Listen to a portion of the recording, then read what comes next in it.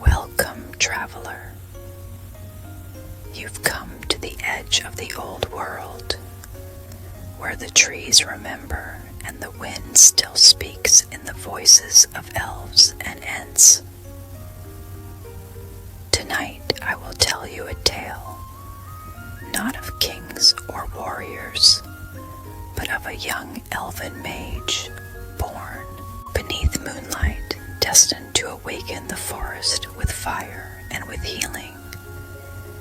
His name is Caelion, raised in silence, forged by whispering roots, carried by spells, sorrow, and a single seed that might save the wild heart of Middle-earth. So close, your eyes. Let your breath grow slow. Let the forest take you. This is the Seed of Silvanor. The trees were always listening, even when the wind was still and the canopy sat heavy with mist. Caelion could feel them. The ancient trunks, the creaking branches, the roots buried deep beneath moss and memory. They did not speak as men or elves did. They breathed. They pulsed. They waited. And Caelion listened. He knelt alone in the glade as the first blue light of dawn filtered through the tangled green above. His hands rested gently against the earth, palms open, fingertips touching the damp roots below. His eyes were closed, his breath long and even. In the center of the glade, the elder tree stood, its bark silvered with age, its crown wide and heavy, draped in long strands of hanging moss like robes. The forest had no name for it, but Caelion called it Anarveth, the light root. It had stood here long before the elves first sang beneath starlight, long before even the Ents gave it reverence. It had stood still, and in its silence, it remembered. A soft wind passed through the branches. Caelion opened his eyes. The wind spoke in slow syllables, not words, feelings, hunger, worry, decay. He frowned. Something had changed.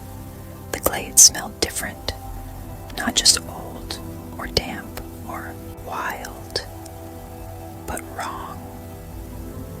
A sourness beneath the usual green. He rose quietly, brushing loose moss from his dark robes. Around his neck hung a braided leather cord, and at its end a small carved pendant of living wood. It pulsed faintly with warmth.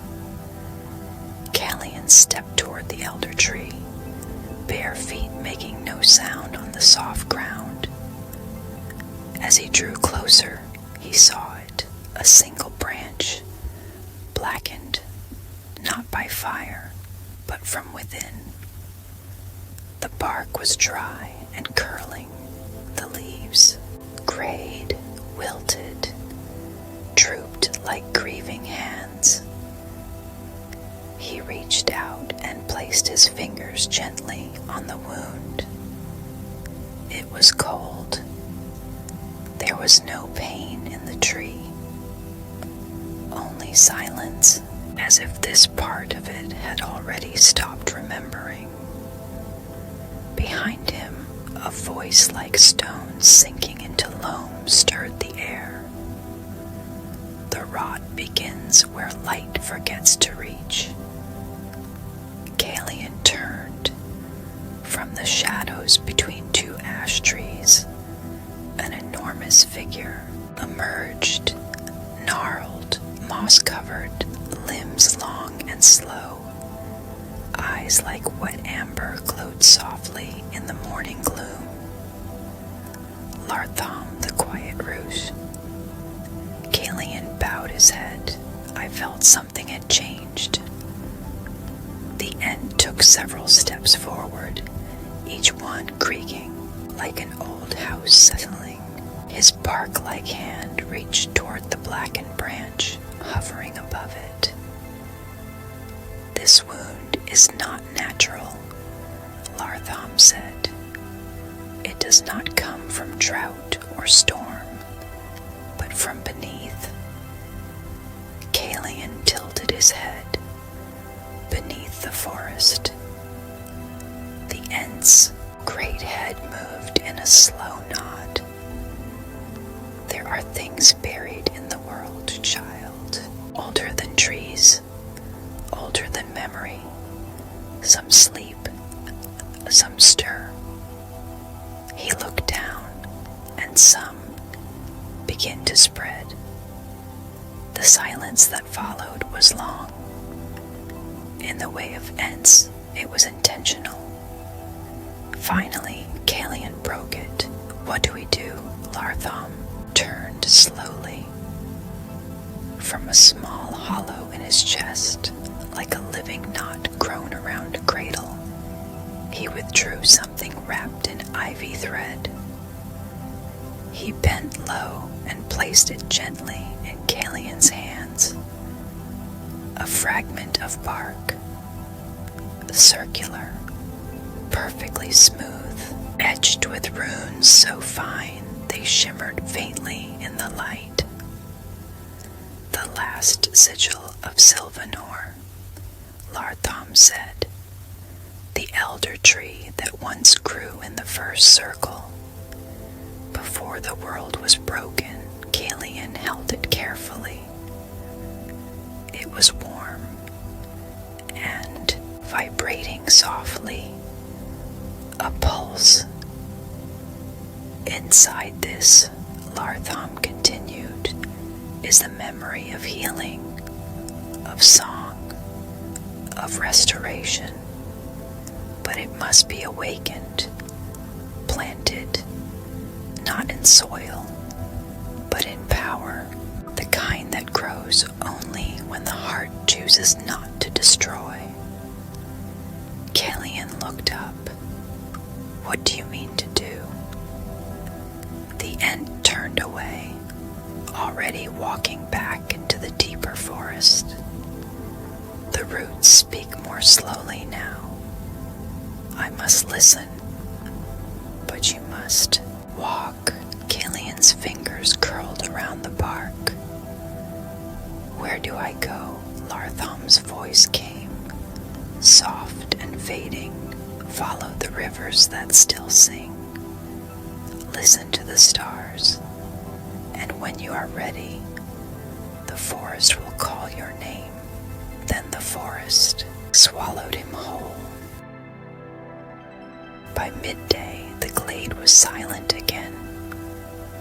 Caelion stood for a long while beneath Anerveth's branches, his mind adrift in questions and stillness. The sigil pulsed against his skin where he tied it around his neck. Birds returned to the canopy. The wind resumed its quiet play. And somewhere, deeper in the forest, a low, trembling hum could be heard, as if the trees were murmuring to one another, preparing. He packed lightly, just his water flask, a cloth-bound satchel of dried leaves, the spellbook his mother left behind, and a length of polished rowan wood, his staff, more for grounding than for striking. At the edge of the glade, he turned one last time. The elder tree remained still, but the rot in its limbs seemed paused, watching. Caelion raised a hand, whispered a line in the old tongue, lay Vista, Alavilu. Hear me. I will return. Then he stepped into the trees. The path was not marked by trail or sign. It was carved by instinct, the way a bird knows when to turn before the wind breaks. Caelion followed roots, how they twisted, where they thinned. He followed water, its clarity, its hum. He watched the moss, noted its color. He walked in rhythm with the forest breath, and it led him deeper, to trees with white leaves, to stones carved in languages no longer spoken aloud, to pools where starlight lingered long after dawn. He did not sleep that night. He sat beside a stream that babbled like laughter and read from his mother's book. Simple cantrips, light bending, breath drawing, root tuning. His magic was subtle. It didn't spark or flare.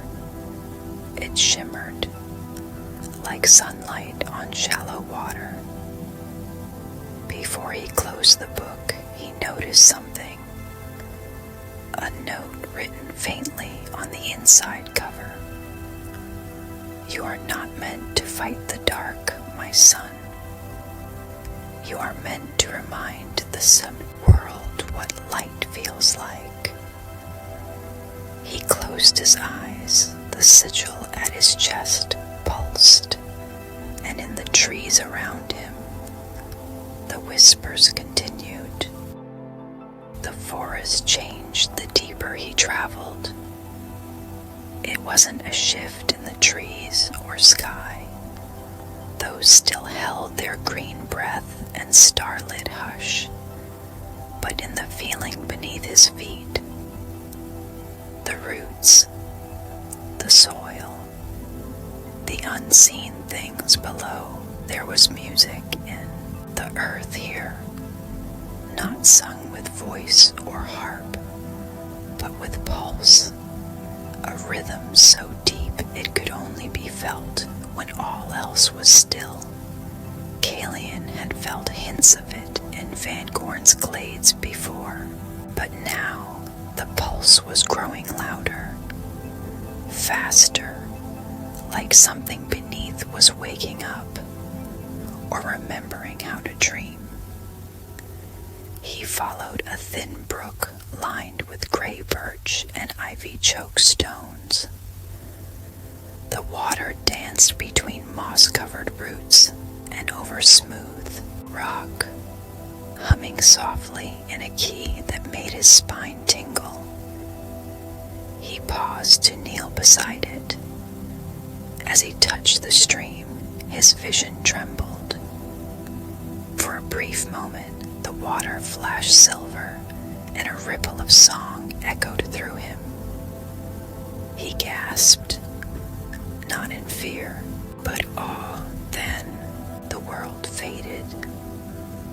He stood in darkness, though not the cold kind. Stars above, trees around, but all of them ancient, far more vast than any living grove he knew. Their leaves shimmered with blue light, and the wind did not whistle. It sang in. The center of the grove stood a tree that defied shape or age. Its branches bent toward the stars. Its roots swallowed entire hills. At its base, a flickering flame floated, and within it, a seed. Small, golden, pulsing like a heart. A voice, older than rivers, spoke within him. Child of moonlight and leaf, you were born from the root of memory. One seed remains. Plant it where the wound bleeds deepest, and you shall restore the song. Caelion reached toward the flame and awoke. The brook still flowed at his feet. The vision clung to him like mist, fading slowly, but leaving him changed. He breathed deeply, steadying himself, then stood. His pendant was warm. Something was guiding him. He continued northward. By twilight, the brook led him to a grove unlike the others. The trees here were thinner, their bark paler, almost white with long, narrow leaves that rustled even when the air was still. In the center stood a shimmering pool, wide and still, like a mirror laid into the earth. The stars above danced on its surface, even though night had not yet fallen. He recognized the place from stories, the spring of Caelion, where it was said elven bloodlines could be awakened, and echoes of those long past might whisper to the living. Sat at the edge of the water and waited. He did not know how long he sat there, but as the stars brightened, a figure stepped from the trees. An elf, ancient, though his face was youthful. Hair silver, eyes gray-green like old willow leaves. Robes of faded teal wrapped him like wind. He carried no staff, no sword, just a satchel of herbs and a long string of polished stones across his chest. The elf stopped a few paces from Caelion. You touched the river. Caelion stood slowly. Yes. You saw the flame. I did. The elf nodded. Then you are not only called, you are chosen.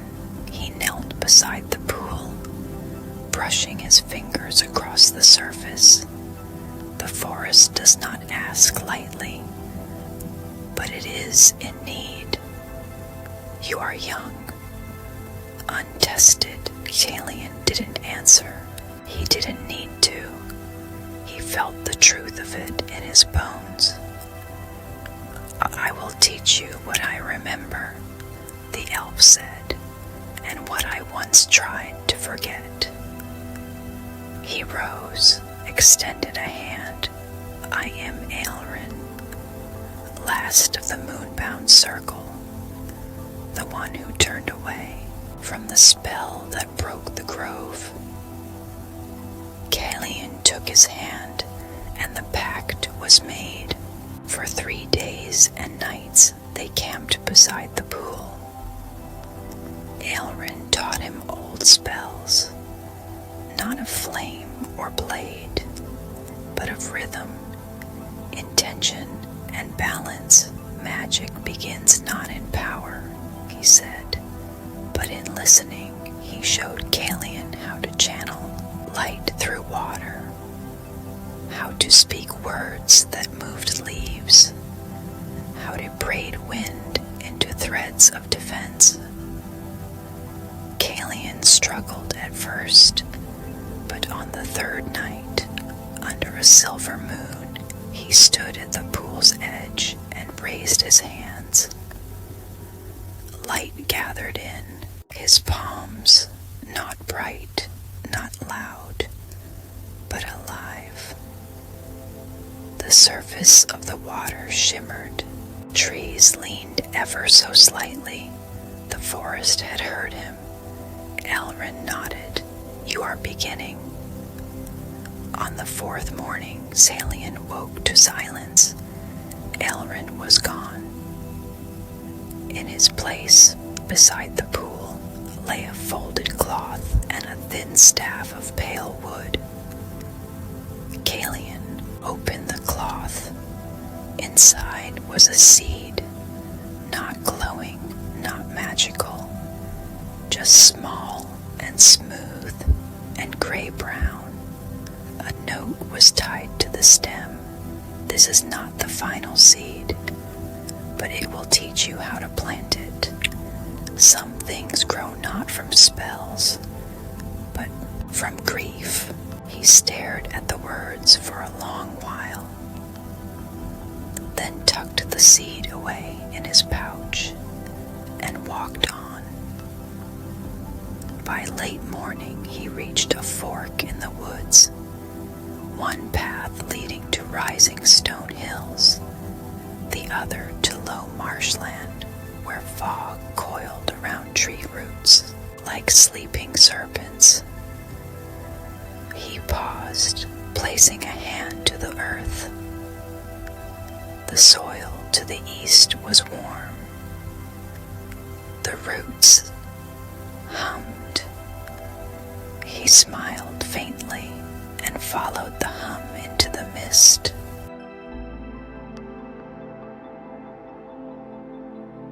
The mist clung like memory. It slipped between Caelion's boots and trailed after his cloak, curling low along the roots that lined the forest floor. Even the trees here were silent, tall and gaunt, their bark darker than Fangorn's elder trunks. It felt as if something had drawn the life inward, hiding it deeper into the earth. The sky above was barely visible, a pale white smudge filtered through mist and leaf. But the path still pulsed. The soil was warm beneath his feet. The rhythm of the forest, though quieter here, was present, off-tempo, uneasy. He followed the hum like a blindfolded dancer follows music, with trust. Hours passed in silence. Even the birds had fallen quiet. Caelion felt a slow pressure building in his chest, like a gathering storm behind his ribs. It wasn't fear, exactly. It was anticipation. Something waited ahead. He reached a clearing rimmed with black bark trees. Their tops were thin and jagged, like shattered spears. In the center stood a stone, old, cracked, covered in a moss, so dark it was nearly purple. Vines wrapped around its base like withered hands. Something was wrong here. The soil beneath his feet was too warm. He crouched, placing a palm to the earth, and flinched. The hum was gone, replaced by something else. A pulse, heavy, sharp, hungry. He stood slowly. The moss on the stone writhed. With a shudder and a crack, a shape burst from beneath the roots, all tangled limbs and bark-like armor. It was once a beast, perhaps, or a tree spirit, now twisted by the void. Its form was hunched, its limbs dripping with rot, eyes glowing with green-black fire. A corrupted guardian. Void touched. It shrieked, the sound like a chorus of dying leaves, and rushed toward him. Caelion raised his staff on instinct. Elrond's voice echoed in memory. Power without grounding will consume you. He braced, centered himself, drew in a long, even breath. The creature leapt. He whispered a word in the old tongue, Galadnar. Light burst from the end of his staff, sudden, blinding, like sunlight torn open. The creature shrieked again, stunned, staggering back. Caelion moved. The spell had come too quickly, too strong. He felt heat in his veins, as though the light was burning from the inside. The creature recovered and circled. Its limbs crackled. Black sap dripped to the ground. Caelion stepped into his stance, feet firm, staff level. He whispered again, Silvanor. Vines erupted from the soil behind the beast, lashing upward, coiling around its legs. It howled, flailing.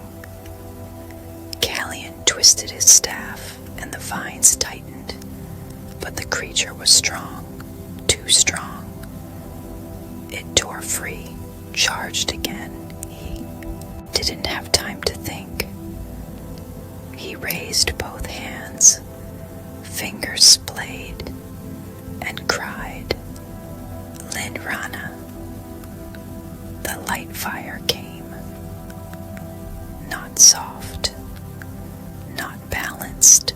A torrent, it exploded from him in a wave of golden flame, arcing across the clearing like a breath from the sun itself.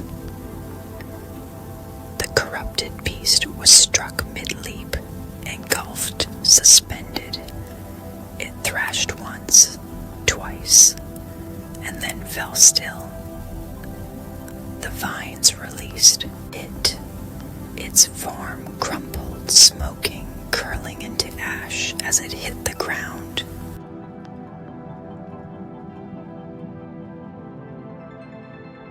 Silence returned, but it was not peaceful. The mist had vanished. The trees stood still, their branches scorched at the tips. Caelion stood shaking, arms lowered, the staff trembling in his hand. He'd done it. He'd cast it. Light fire.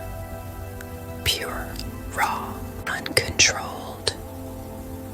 He fell to his knees, gasping.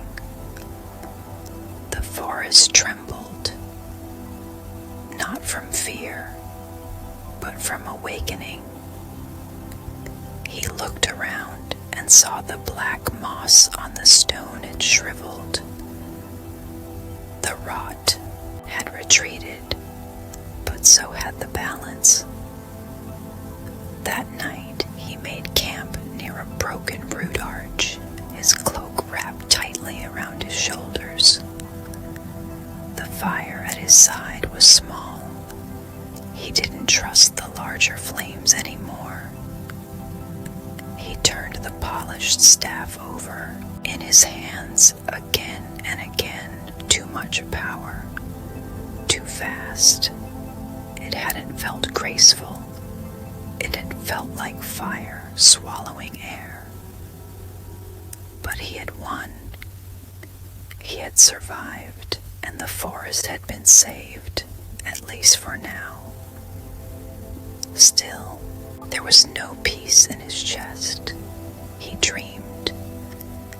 He stood in the same clearing, the same stone in the center, only now the moss was gone, and in its place grew a single flower, pale, blue, glowing. But behind it, the sky turned black. Something vast rose in the distance, a shadow of limbs and teeth and roots, all fused into one crawling mass. Caelion turned to run, but the roots wrapped around his ankles. The flower watched him. No eyes, no voice, but full of expectation. He reached for it and woke. The seed in his pouch was warm again. He held it in his palm. Simple, smooth. It had not changed, but perhaps he had. The next day, he began again. He cast the light fire not with force, but with rhythm. He wove vines into spirals. He summoned wind to scatter fallen leaves. He whispered. He listened, and the forest whispered back.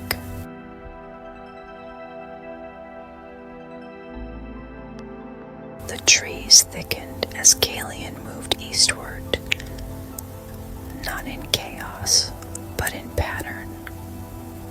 Each trunk stood at measured distance from the next. The canopy above formed concentric arches, like vaulted ceilings in an ancient temple. The path beneath his feet gradually softened from root and rock to moss and velvet green lichen. The air cooled. The wind fell silent.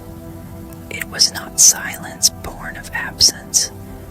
It was intentional. This part of the forest was watching. He adjusted the weight of his satchel, tightened his cloak, and slowed his pace. Even Alarion, the white moth that had begun to follow him since the mist-wreathed clearing, hovered gently behind his shoulder as if afraid to flutter too loudly. He had found it, the circle of roots. The clearing appeared without warning, opening in a perfect ring. At its center stood a stone pedestal, overgrown with trailing ivy and moss-wrapped runes. No flowers grew here, no vines climbed toward light. But the stillness hummed with power.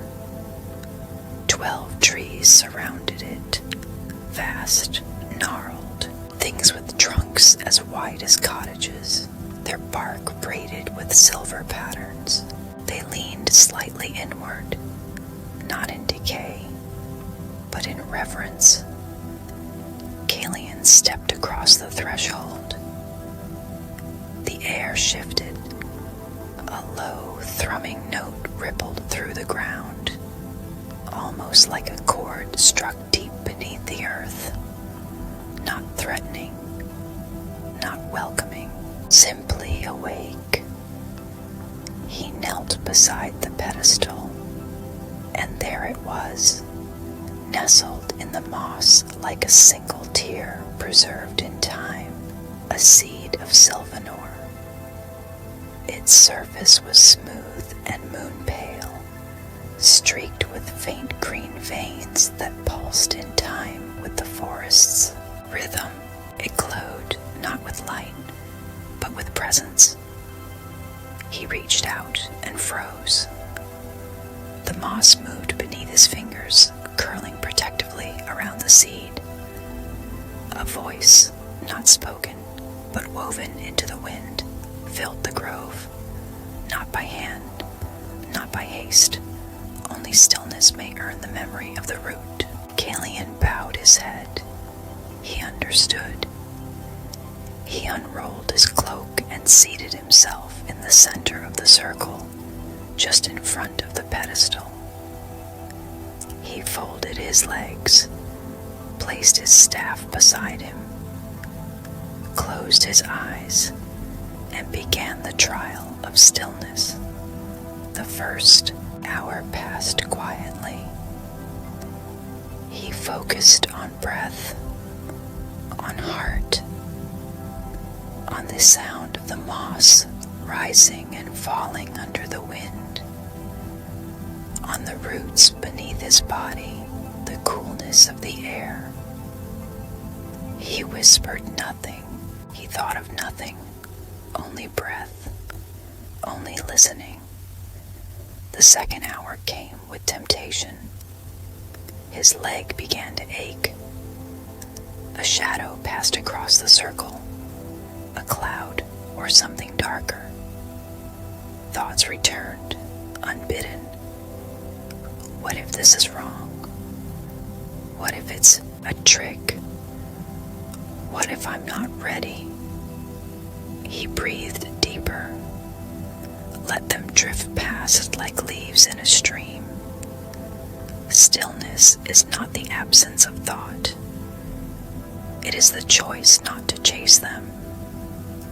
By the fourth hour, the forest tested him. Illusions stirred at the edge, a vision, a flicker of fire. The the echo of Lartham's voice? Or was it his mother's, a flash of his own face, aged and defeated, alone in a grove swallowed by rot? The wind hissed. You cannot heal what is already gone. He did not rise. He kept his breath. One in, one out. The moss beneath him pulsed in rhythm. When the sun had begun its descent, he didn't know how many hours had passed. The whisper returned, this time gentle. You did not grasp. You did not plead. You became the root, and the root remembers. Caelion opened his eyes. The pedestal had changed. The vines had receded, and the Seed of Silvanor now hovered just above the moss, cradled in a curl of bark that resembled fingers. It pulsed with light, and when he reached toward it again, the seed did not resist. It warmed to his hand, like recognition, like trust. He stood in the center of the Entling circle, seed in hand, and for the first time felt it.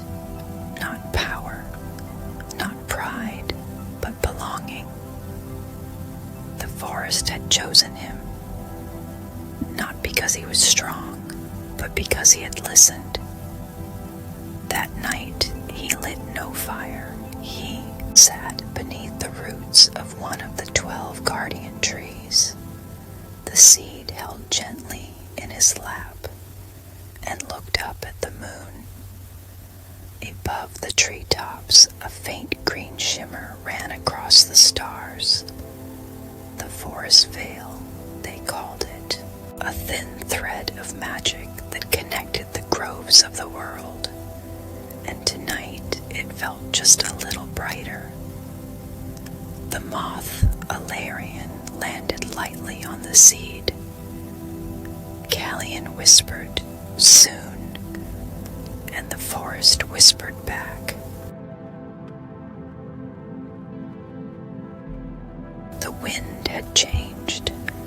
It no longer whispered in curling patterns or carried stories in hushes of moss and mist. Now it came fast, sharp, brushing against the trees like warning. Not a predator's growl, but a runner's breath. Quick, shallow, urgent. Caelion felt it in his chest. The forest wanted him to move. He left the circle at dawn, cradling the seed in a leather pouch at his side. The grove did not stop him. If anything, the path seemed to open for him, roots curling aside, vines parting just a little more, as if the trees themselves were gently nudging him onward. He followed the pulse of the earth, which now hummed beneath his feet with growing tension. To the north, the watchwood waited. By noon, the trees grew dense again, but in a different way.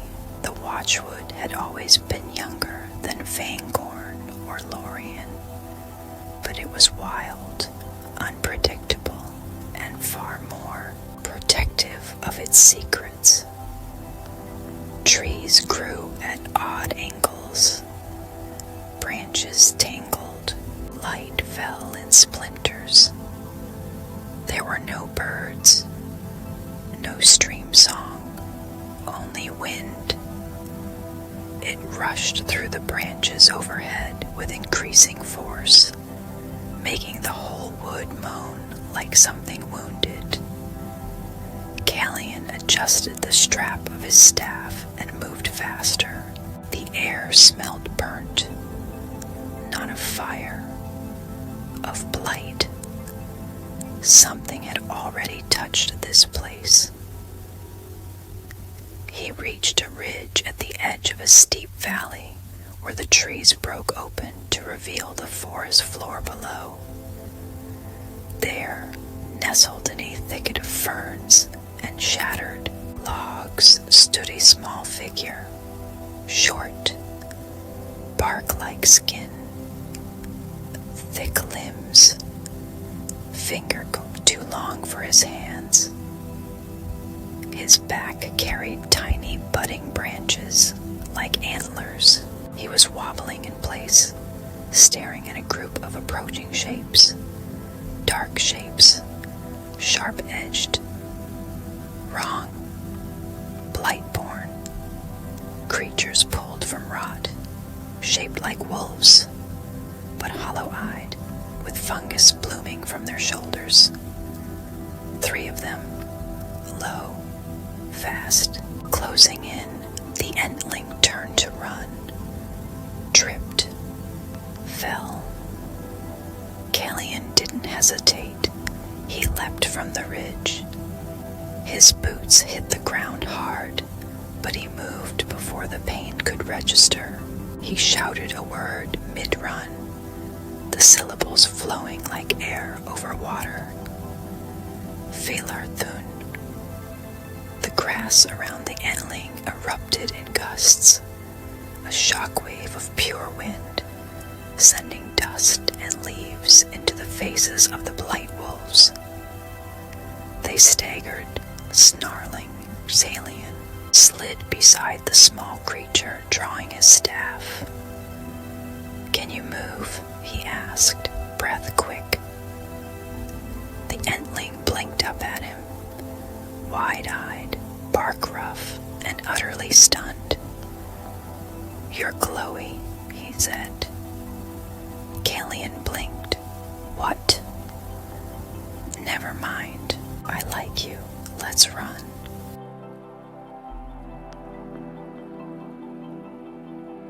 They bolted together through the underbrush, dodging between thick roots and bramble. The blight wolves howled behind them, one louder than the others. "Where are we going?" the Entling shouted as he clung to Caelion's robe, small legs, moving fast, away from them. "Smart plan. You're definitely glowy. Also very fast. What's your name?" "Caelion." "I'm Thistle-twig who squeaks at storms," the Entling said proudly. "But you can call me Thistle." "Thanks. I'm not very brave. You just stood alone against 3 blight wolves." "I was pretending to be a rock. Convincing rock." Thistle beamed. They broke through a wall of vines into a hollow lined with fallen stones. The blight wolves skidded to a halt on the far side, uncertain now. Caelion spun, raised his staff, and whispered, "Galurnar." A spiral of wind and vines burst from the earth in front of the wolves, forming a wall between them and the hollow. For now, safe. Caelion fell to one knee, breathing hard. Thistle patted his arm. "Okay, you're my favorite glowy elf," Caelion smiled despite himself. "You're not what I expected from an Entling. I get that a lot." They made camp beneath the roots of a fallen cedar. Caelion brewed a slow tea with leaves from his pouch. Thistle sat beside him, legs swinging, occasionally poking at the staff. "So," Thistle said through a mouthful of honey root, "you've got forest magic and good snacks. What's the quest?" Caelion looked down at the pouch containing the seed. It pulsed faintly. I'm carrying something that can heal the forest, he said quietly. But I have to find the place where the rot is deepest. Thistle's eyes widened. You're going down, Caelion nodded. Eventually. The Entling fell silent. For the first time, he looked afraid. You know, he said softly, my parents used to say that underneath the watchwood there are roots so old they forgot how to grow. They twist on themselves, whisper lies, trap light. They said even the Ents stopped listening there. Caelion didn't answer right away. Then gently, you don't have to come. Thistle sniffed. I do. Why? Because I'm small, and I've never been brave. But I want to be. Caelion looked at him, all bark and boldness and trembling courage. Then I'd be honored to have you at my side. Thistle grinned, and his tiny antlers lit with a faint green glow. That night, as the forest slowly calmed, Caelion looked up at the stars through a canopy of trembling leaves. The wind had slowed, the pressure in the air had lifted just slightly. He felt something new forming, not a spell, a bond.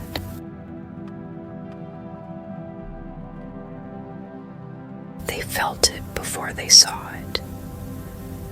The wind had vanished completely. Even the trees, wild and untamed though they were, no longer whispered. Their branches stood frozen in mid-gesture, like dancers caught just before a fall.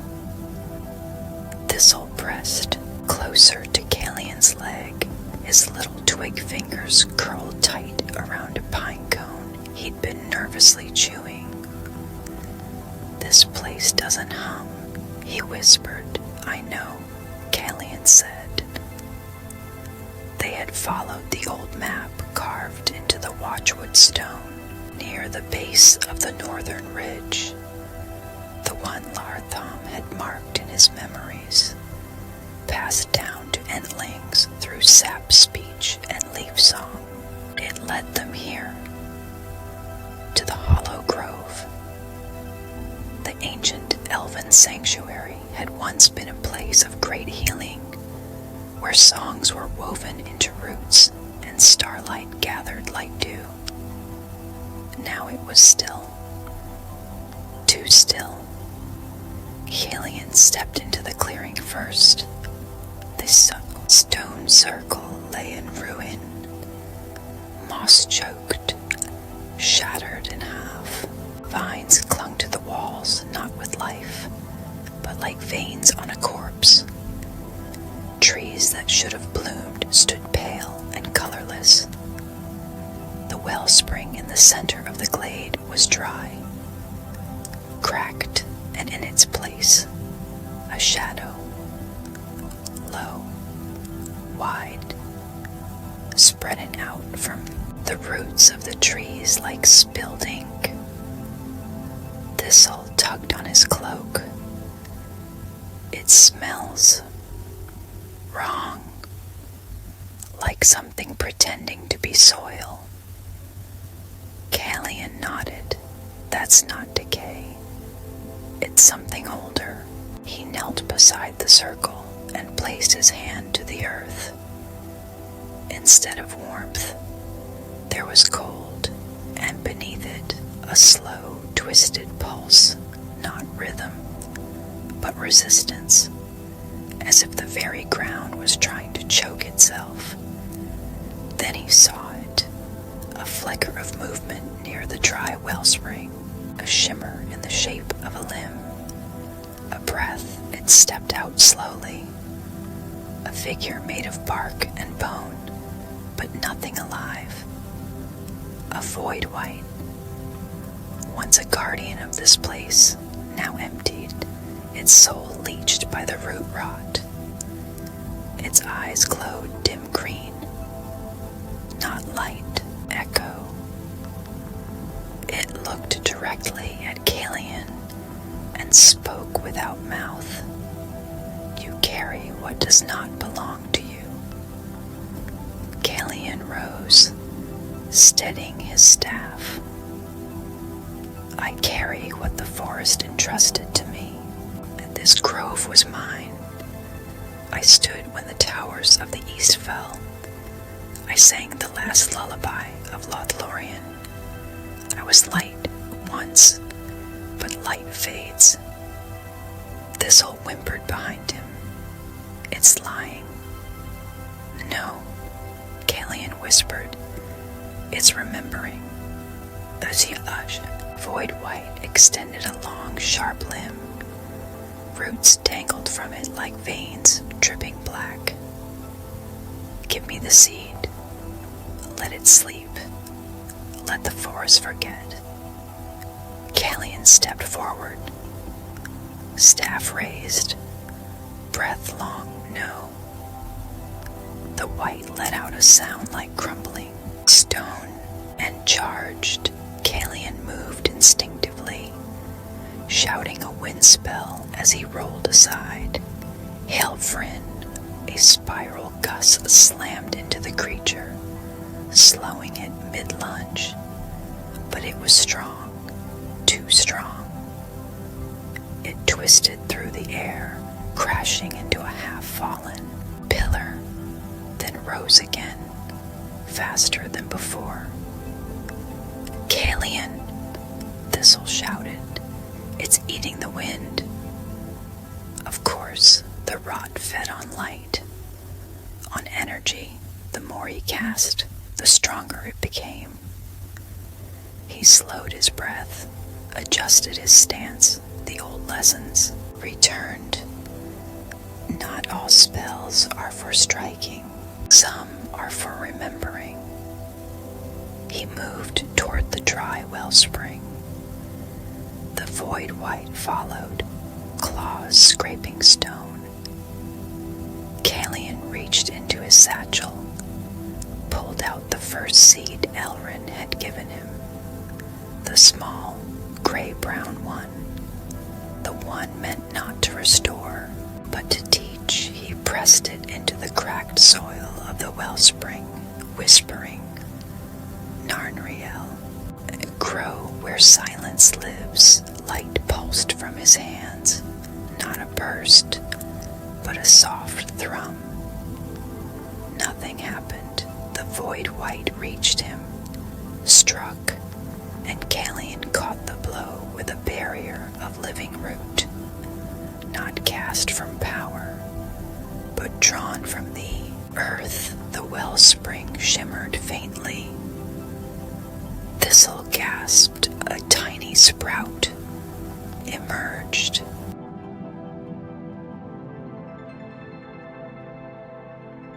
The Void White froze, its head tilted, its limbs trembled. What is that? Caelion stood, breath shaking but steady. A choice. He stepped forward and with one hand touched the white's chest where rot coiled deepest. Do not forget what you were, he whispered. You don't have to stay hollow.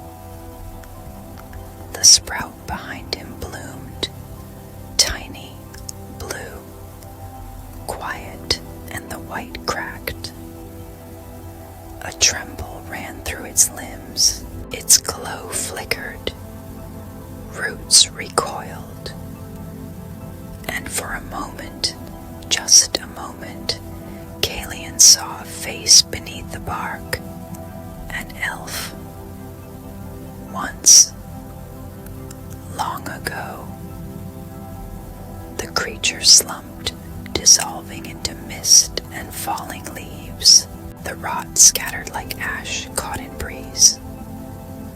The glade exhaled, fell to one knee. The spell hadn't drained him. The moment had. Thistle ran up beside him and plopped down dramatically. Well, that was horrifying and beautiful. Are all your quests like this? Mostly, the Entling leaned against his arm. You didn't destroy it. No. You remembered it. Caelion looked to the sprout. It glowed softly now, the first new life this grove had seen in centuries. Sometimes, he whispered, that's stronger than any fire. That night, they stayed in the hollow grove. No fire, only moonlight. The glade hummed once more, not loudly, but with promise, as if the memory of its purpose had returned. Caelion sat beside the new sprout, staff across his knees, hand resting on the pouch that held the true seed of Silvanor. Not yet, he murmured. But soon, Thistle was already curled beside, a stone snoring gently, one twig hand still wrapped around the pine cone he never finished eating, and above them, for the first time in years, a single night flower bloomed.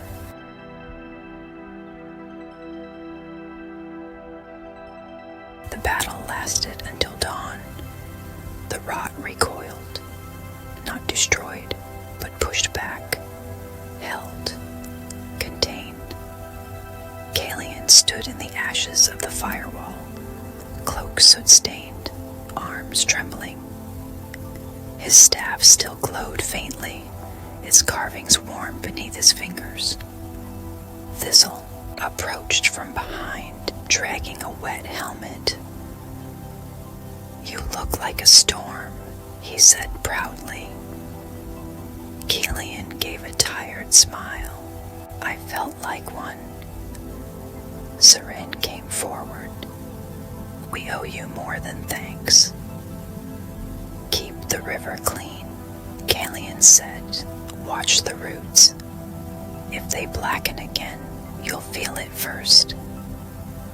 Seren nodded, and when the seed takes root, Caelion added, touching the pouch at his side, you'll know.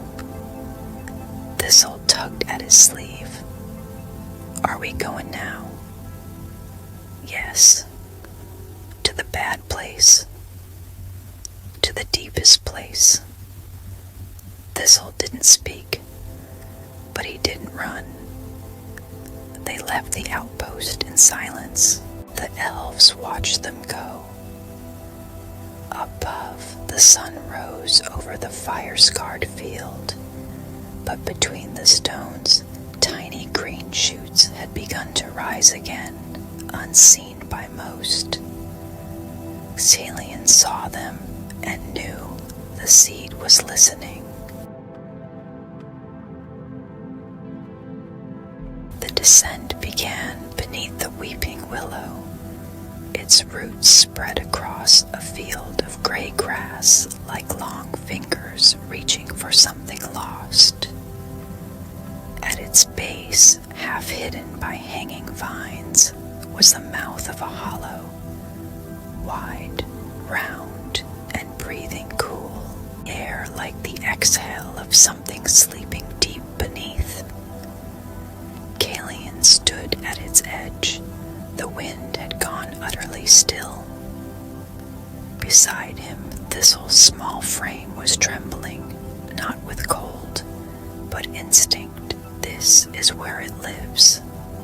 The Entling whispered, the thing that chews the forest from the inside. Caelion knelt and placed a hand to the moss. The pulse was there, not rhythmic, not living, but steady, like a drum beat in reverse. He took a breath, then stepped into the dark. The grove below was not made of stone, but of root. Long halls of twisted, coiling wood ran in spirals beneath the forest. Walls bled sap the color of ink. The air grew thick with spores, not visible but heavy, coating the lungs with sweetness turned sour. The seed at Caelion's side pulsed, guiding, glowing.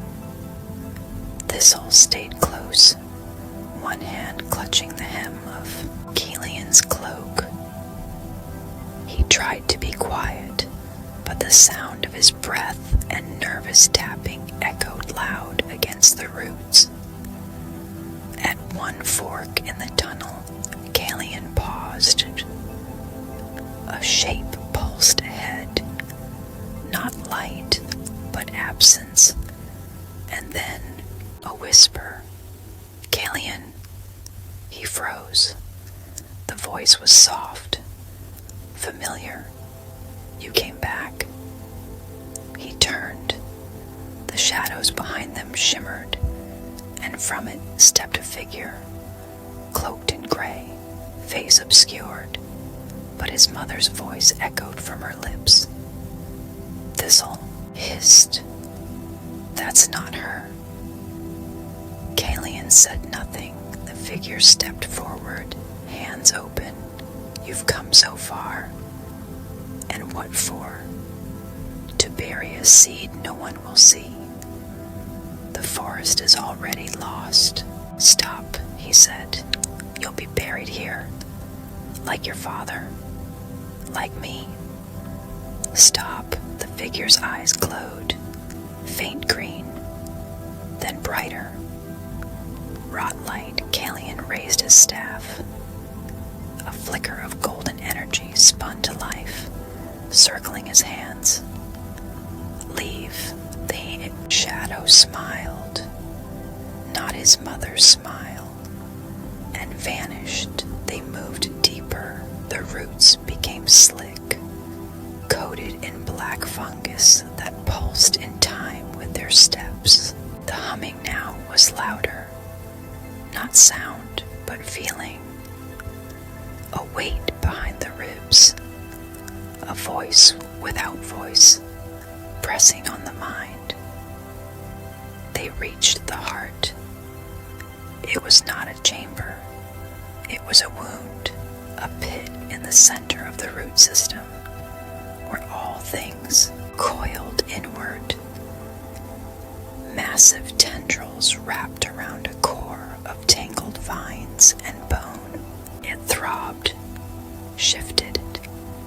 In its center, a beating mass, the void root, wrought incarnate, born from forgotten magic and twisted memory. Faint elvish carvings still etched its surface, as if once it had been a protector. Now, it devoured. Thistle let out a whimper. "We don't belong here." Caelion stepped forward.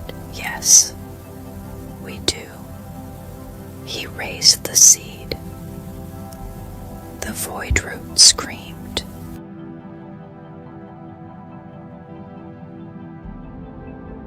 A shockwave blasted outward, not wind, not light, but undoing. Caelion was flung against the roots, staff falling from his grip. Thistle cried out as spores filled the air. The void root's tendrils surged, reaching, twisting, coiling. Caelion crawled to the staff, spoke the word, Galurnail, lightbind shield. A dome of gold shimmered around them, but it was flickering. He couldn't cast both shield and fire. Thistle stood suddenly, face pale, hands shaking. "I can buy you time." "No," the Entling smiled, soft, sad, full of something ancient. "I'm small, but I'm rooted. He stepped beyond the shield before Caelion could stop him, held up both hands, and sang. It wasn't a song of melody.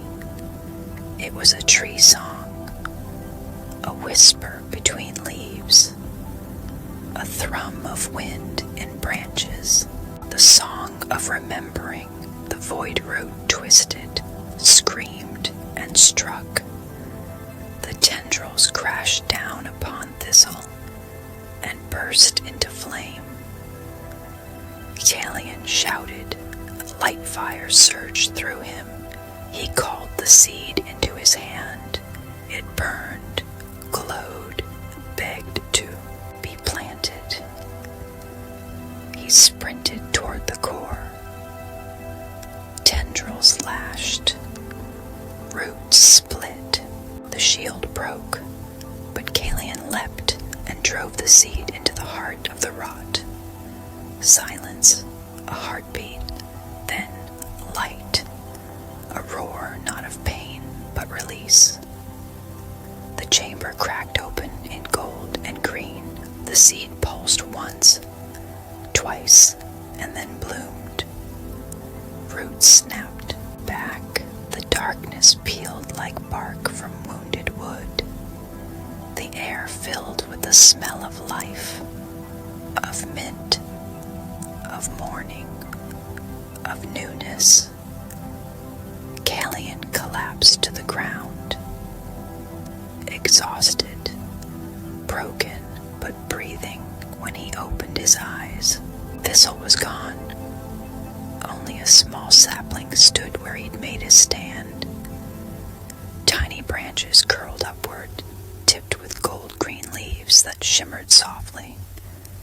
Caelion knelt beside it, touched the bark. The leaves curled gently toward him. A voice, soft as wind, whispered in his heart, "Still here." He rose from the hollow with smoke on his robes and light in his eyes. The path back up from the grove below was not the same one he had taken down. The roots had shifted, reshaped by the planting. New shoots of pale green burst from the walls. The very bones of the forest were healing, but the air above was not still. It was cracking. Caelion stepped out into the twilight of the upper glade, and the sky itself was burning, not with flame, but with corruption. A storm of spores and blight fog churned in the east, tearing across the treetops like a tidal wave. Creatures screamed in its wake. Blight-born horrors warped beyond shape. Thorn-limbed wolves, half-rooted beasts, winged shadows with glowing mouths. At the edge of the hills stood the elves of the Watchwood outpost, weapons drawn, shields lifted, faces set with grim resolve. Serene spotted him first. "Caelion," he called over the wind. The rod surges. It knows. Of course it did. The void root had been severed, the source broken, but what had festered in its wake was now desperate, final, a cornered wound. Caelion stepped forward, cloak flaring behind him. "I'll hold the front," Serene hesitated. Alone. Caelion raised his staff. Not alone.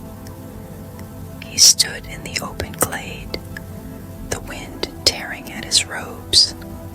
In his left hand, the staff of rowan wood, its carvings now lit with a steady golden pulse.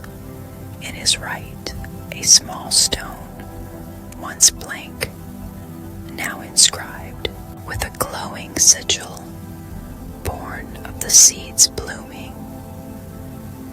The air thrummed. The forest bent, and Caelion spoke. "Children of the soul wood," he whispered, "you do not stand in shadow. You are the song of bark and leaf. You are the memory of starlight." He planted the staff. "Rise with me." The ground shivered. From behind him came movement, not elves, trees. Roots broke through soil. Trunks twisted. Figures, tall, towering, and shaped but younger, rose from the groves. Saplings called by the seed. The new guardians. Their eyes glowed faint green gold. Their limbs swayed with grace. Entlings. Woken, and one of them was Thistle. Taller now, branches broad, eyes wide and proud. He nodded. "Let's be brave." The storm struck. The blight beast surged forward, a tide of claws and bark flesh and wrought light. Caelion moved. He did not scream. He did not burn. He wove. Galadnar. Tree beamed. Roots erupted, forming walls of living bark, catching the first wave of creatures mid-charge. The vines snapped shut like jaws. Lorinde, sky flame. The sky opened, not with fire, but with light. Shafts of golden sunbeams sliced through the fog, turning spores to ash mid-air. Caelion strode forward, staff spinning in slow circular arcs, casting shields, redirecting wind, shaping the battle like a song.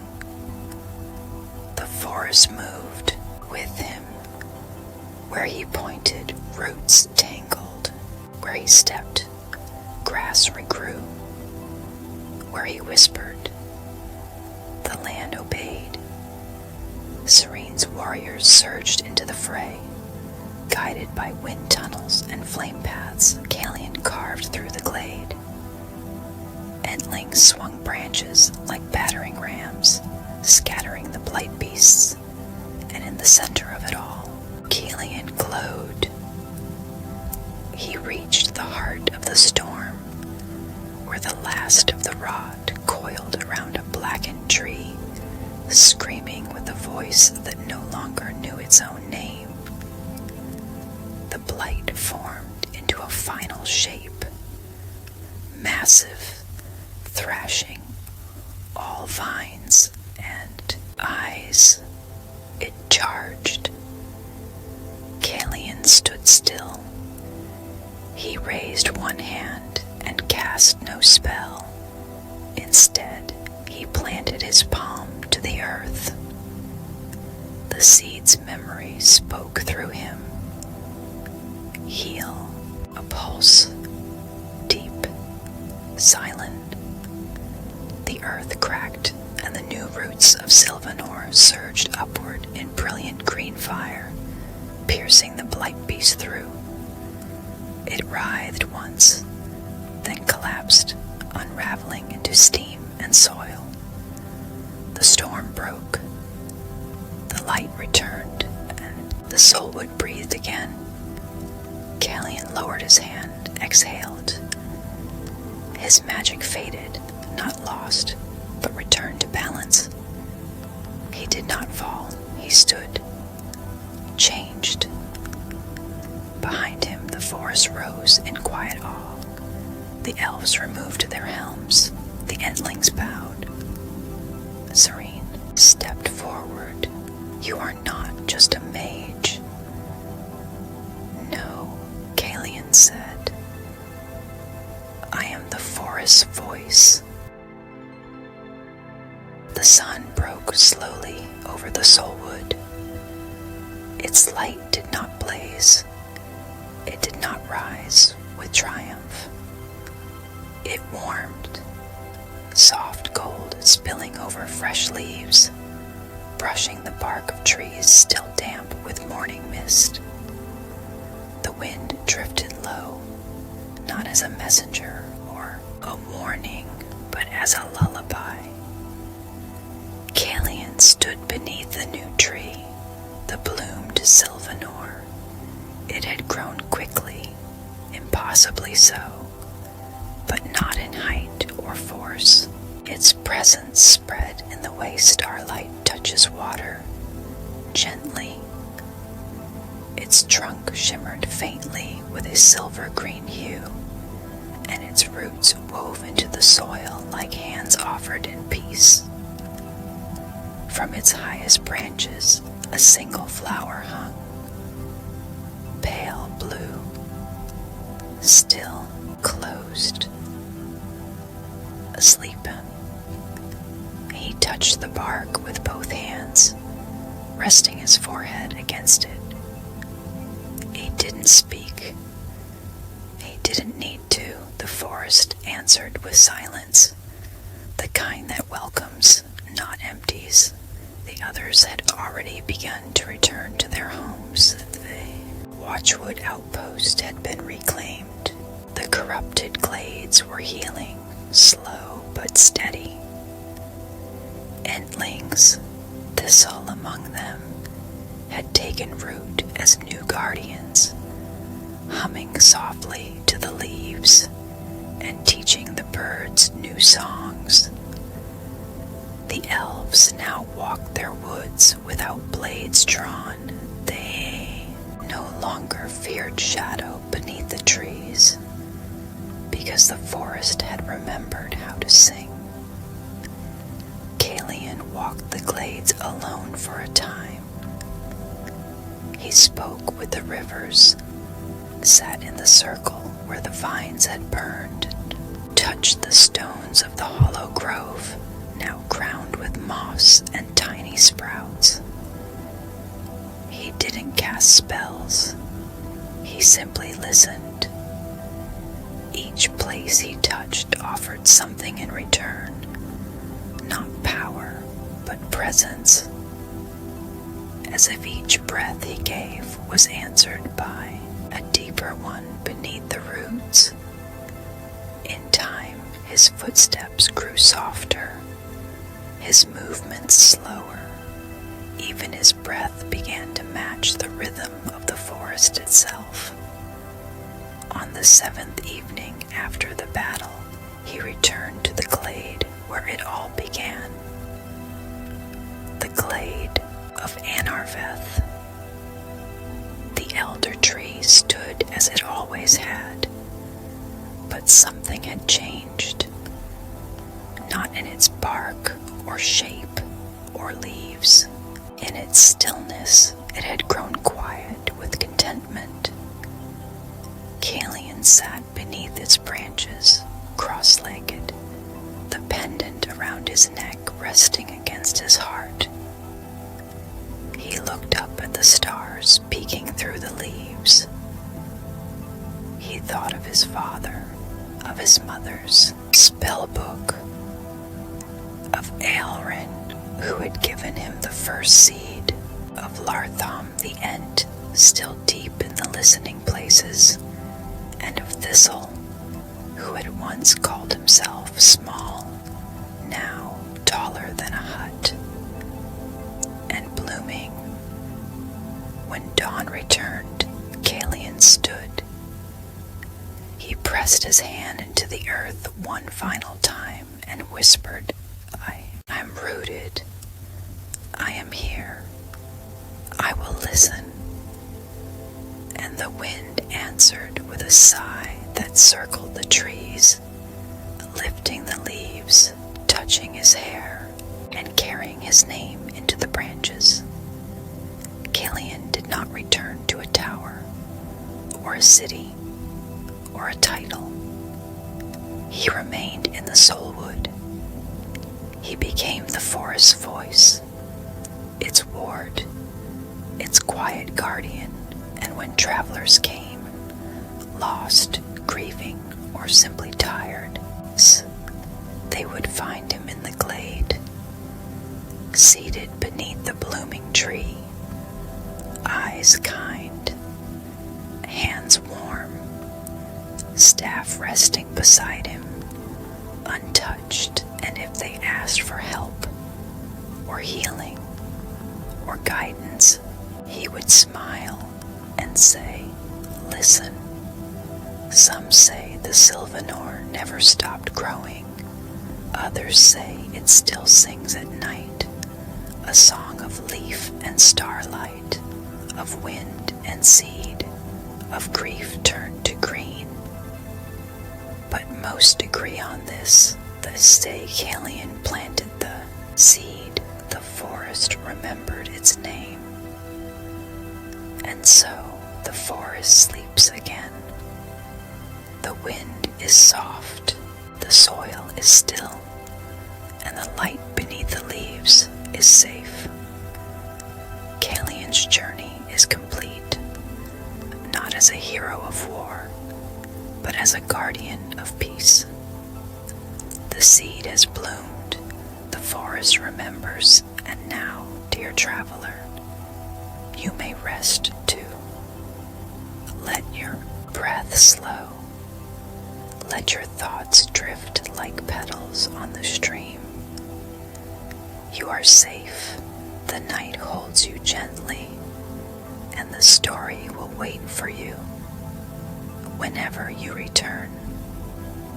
Sleep well, and may the green places of the world find you in your dreams.